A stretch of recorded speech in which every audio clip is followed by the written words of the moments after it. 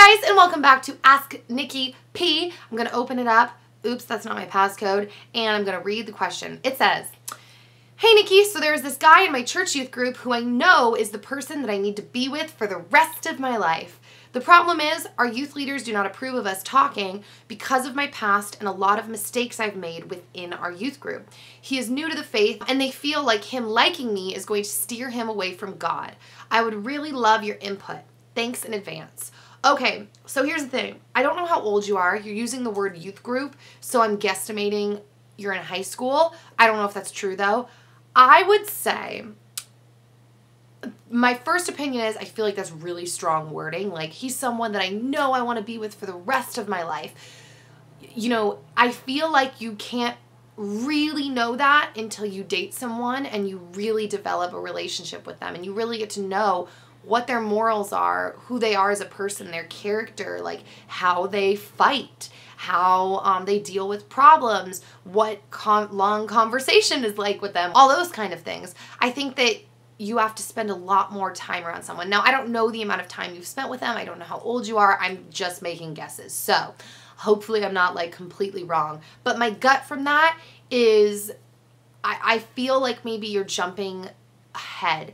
And I say that really lightly. I don't know if that's like, because like I said, I don't know all the situation, but I would agree with your leaders in the sense that taking it slow, I don't think is really ever a bad thing, especially when you're a youth, when you're younger, because I think getting to know people and hanging out with them is way more important towards building a relationship with them anyways. And when you hang out with someone as a friend and you're in a group setting and you don't take it to a relationship level, it's like you get all the benefits of a relationship being a friend with someone, except you're not going down the physical path of things, which I think can ultimately ruin things sometimes. Like, it can prematurely ruin a relationship, or you can kind of go with like lust or whatever, and then you find out, oh, I don't even like this person, and now this is awkward, and now it hurts.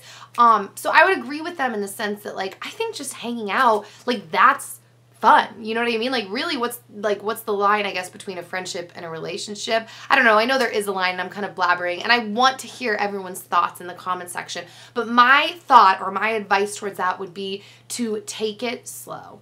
Really get to know him. Hang out in group settings. Find out who he is and be his friend. And just kind of see what happens. But I think forcing something or really just like trying to be with him is just probably too much right now. It sounds like from your email. So I don't know if that was helpful at all. As I said, everybody let me know your thoughts in the comments or if you have an opinion or all that jazz. So good luck with that. I'm going to open up the Twitter question. It says, how do you deal with hate? I was just talking to someone about that today. Well, first off, I don't see everything, so that helps, because I think there's like so many different social media stuff happening. I try to stay up on things, but I just don't see everything. But, you know, I want to be like honest about this. I have had a lot of, like, it's just normal. I've had a lot of times where I've like cried a lot because of hate and because of, and I actually don't even really like the word hate, but I feel like it's the best way to describe something where you know what we're talking about.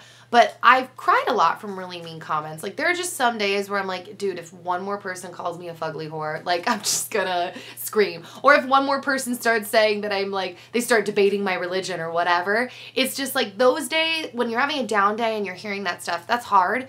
But in general, I try to just know, I don't think people really mean what they say online. I think like we talk about things and we're like, oh, everyone can hide behind a computer. And I think there's an element of truth to that. But I think more what happens is things can come off harsher online, I think, than people really mean it. And I think we're so connected to our computers now.